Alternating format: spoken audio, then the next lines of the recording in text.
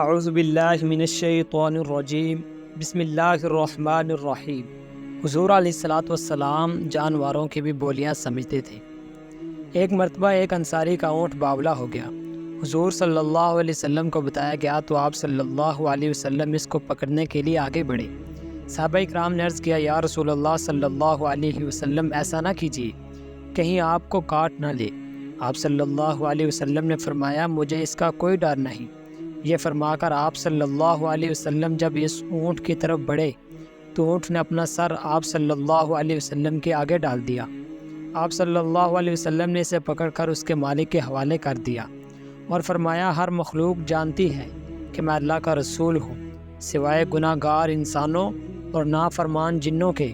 اسی طرح آپ صلی اللہ علیہ وسلم ایک مرتبہ ایک انصاری کے باغ میں تشریف لے گئی جہاں ایک اونٹ کھڑا تھا۔ حضور کو دیکھ کر وہ بلبلانے لگا اور اس کے دونوں آنکھوں میں آنسو بھر آئے۔ حضور نے اس کے سر پر شفقت سے ہاتھ پھیرا تو وہ خاموش ہو گیا۔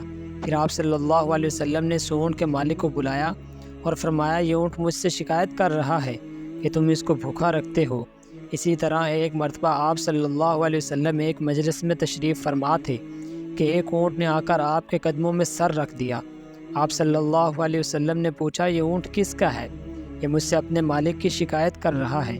تحقیق کرنے پر جب یہ بات صحیح ثابت ہوئی تو حضور نے اس اونٹ کو اس کے مالک سے لے کر صدقے کے اونٹوں میں بھیج دیا۔ واللہ تعالی اعلم و رسولہ۔